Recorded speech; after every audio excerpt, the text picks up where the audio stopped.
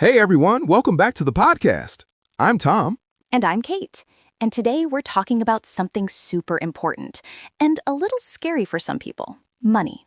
Yes, specifically, how to talk about your money and budget in English from B1 to C1 level. So whether you're just starting to say, I save money, or you're debating investments like a finance YouTuber, we've got you covered. Exactly. And don't worry, we'll keep it light, fun, and very practical. No boring lectures here. Nope, just real-life English, useful phrases, and probably a few embarrassing stories. Oh, definitely embarrassing stories. Mostly yours, Tom. Wow, starting strong. Okay, before we jump in, quick reminder, if you enjoy this episode, hit that like button, subscribe, and turn on the notification bell so you don't miss future episodes. And if you're too busy to watch the whole thing, maybe you're walking, cleaning, or pretending to work, we're also on Spotify, so you can just listen anytime. Perfect. All right, let's start simple. At a B1 level, you need basic vocabulary. Things like income, expenses, savings, budget. Yes. So for example, you might say, my income is 3,000 euros a month, or my expenses are too high. Or the classic, I need to save more money. Everyone says that. Few people actually do it. Hey, I save money. Sure, you saved that one receipt from 2019. That was emotional support paper, okay? Right. So let's build a simple conversation. Imagine you're talking to a friend.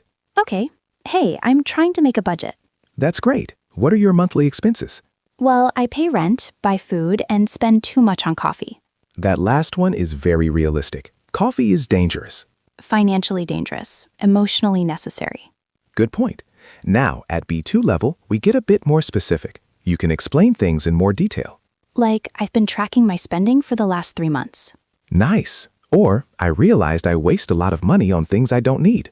That's called online shopping at 2 a.m. Ah, yes, the I deserve this budget category. Exactly. So you can also say, I'm trying to cut down on unnecessary expenses. Or, I've set a monthly budget for entertainment. That sounds responsible. Suspiciously responsible. It's all theory. In practice, people are like, this is my budget and it's gone. That's why it's useful to learn phrases like stick to a budget. Yes. For example, I find it hard to stick to a budget. Or I'm getting better at managing my money. That's a great phrase. Manage my money. Very natural. Now let's level up to C1. Here you can sound really confident and natural.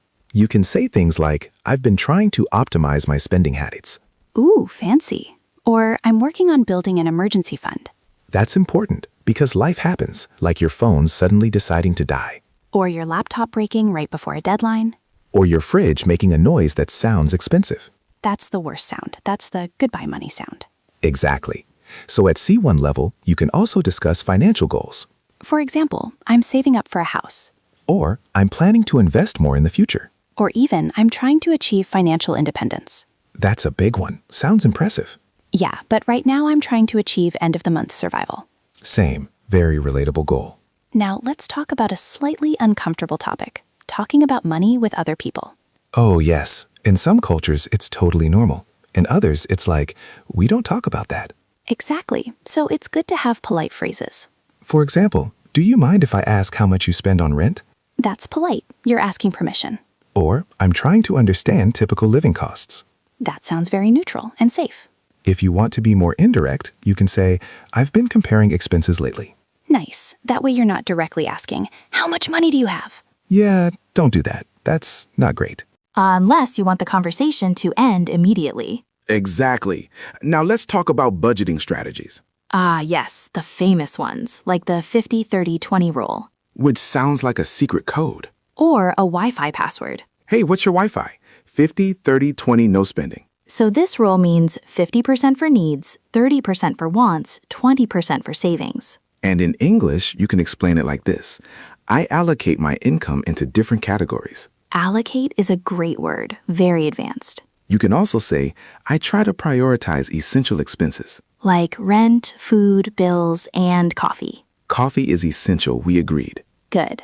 Now let's talk about problems people have. Oh, there are many. Like, I always run out of money before the end of the month. That's a classic. Or, I don't know where my money goes. It disappears, like socks in the washing machine. Financial mystery. Another one, I struggle with impulse buying. That's when you buy things without planning. Like snacks or shoes or 10 notebooks you don't need. But they look nice. You already have 20. But not those 20. Fair point. So to improve, you can say, I'm trying to be more mindful with my spending. That's a very natural modern phrase. Or I've started setting financial goals. And I review my budget regularly. Look at you being responsible. It's all for the podcast. In real life, I panic. Same. We're just acting like adults here. Exactly.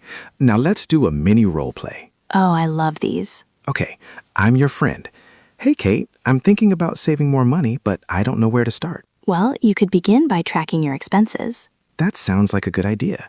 I think I spend too much on eating out. Same here. Maybe you could set a weekly limit? Yeah, and I should probably cook more at home. It's cheaper and healthier. Wow, this is a very responsible conversation. We don't sound like ourselves at all. Not even a little.